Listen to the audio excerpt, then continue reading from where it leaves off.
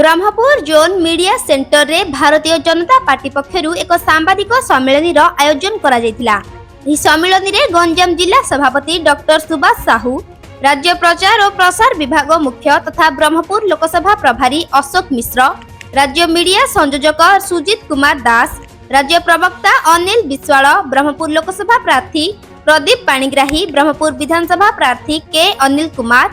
गोपालपुर विधानसभा प्रार्थी विभूति भूषण जेना, चलचित्र अभिनेता तथा दिग पहंडी विधानसभा प्रार्थी सिद्धांत महापात्र आदि सांबादिक सम्मेलन में उपस्थित रही। सांबादिक सम्मेलन को संयोजना करथिले ब्रह्मपुर जोन मीडिया संयोजक सुनील कुमार साहू। ब्रह्मपुर लोकसभा प्रार्थी प्रदीप पाणिग्राही सांबादिक सम्मेलन में ब्रह्मपुर लोकसभा निर्वाचन मंडली एक ऐतिहासिक पृष्ठभूमि रखिथिले, किंतु दीर्घ दिनर अपारग और स्थाणु नेतृत्व जोगु ब्रह्मपुर लोकसभा निर्वाचन मंडली दिल्ली दरबारु तार न्याय दाबी करिबारे विफल होइतिबा श्री पाणिग्राही कहिथिले। सालिस और मुंडपोता नेतृत्व ब्रह्मपुर विकास रे मुख्य प्रतिबंधक साजिछि बोली श्री पाणिग्राही निजर मत रखिथिले। एहा सह विभिन्न समस्या उपरे आलोकपात करिबा सह राज्य सरकार को टार्गेट करिथिले। लोकसभा क्षेत्र में जो विभिन्न समस्या रही सेंट्रल सेक्टर हो गवर्नमेंट इंडिया पाखे पेंडिंग प्रपोजल रहिबा कि राज्य सरकार पाखे जो पेंडिंग प्रपोजल जा रही विधायक प्रार्थी हमरो दलर कर्म नेतृवृंद कर्मकर्ता माध्यम आलोचना निष्पत्ति दिया जायछि जो द्वारा अवहेलित कार्यक्रम को संपूर्ण करबा पार्टिकुलर किसी क्षेत्र में शिक्षा स्वास्थ्य क्षेत्र में मौलिक नियुक्ति क्षेत्र में तथा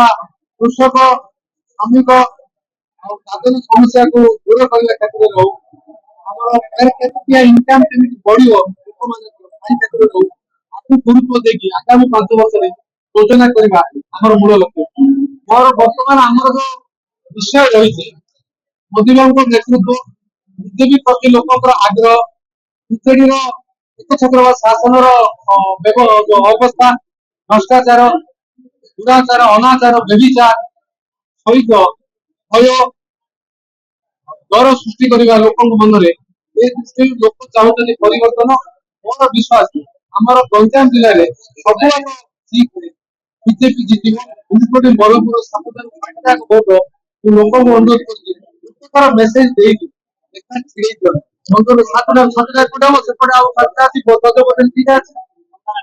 सब लेखा छिड़े देवे मोर विश्वास अच्छी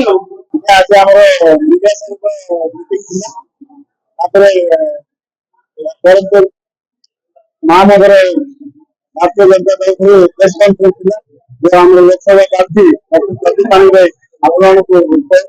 रेस्पेक्ट देले और गुरुमंत्र मीडिया रे केंद्र हमरो प्रचार बोलबो और सोशल मीडिया रे एमती हमरो कर्मकर्ता भलो कि परफॉर्म करे सेटा आज कहली एवं गतकाली निर्वाचन कमिशनर 5T अध्यक्ष पदरु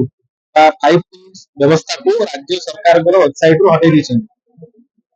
डीके पांड्यान आगुरु राज्य सरकार भाग में आईएएस पद काम करते सी जेतेबेले रिजाइन देले जेतेबेले इस्तीफा देके बिजु जनता दल जॉइन कले मुख्यमंत्री ताको गोटे 5T अध्यक्ष भाग में थैथान करथिले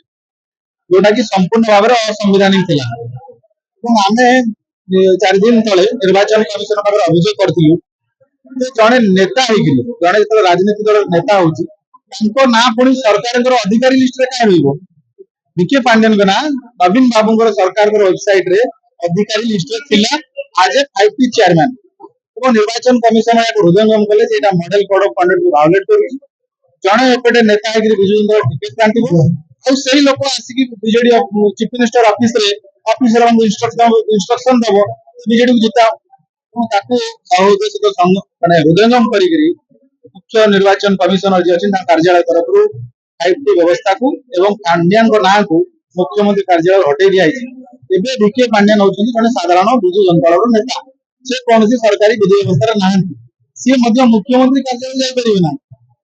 एटी आ गोटे प्रश्न उठुची कि तांकु जो सिक्युरिटी दिया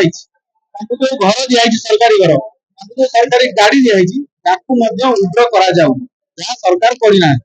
आमे दाबी करूछु मुख्य शासन सचिव चीफ इलेक्टोरल ऑफिसर एमाने तुरंत निरपेक्षता अवलंबन करी डीके पांड्यान जो सरकारी सुविधा सुजोग अछि जोटा दिया उचित नुहे आज दिन में विड्रॉ करा जाओ। ब्रह्मपुर लडू किशोर पात्रंग रिपोर्ट रियो न्यूज।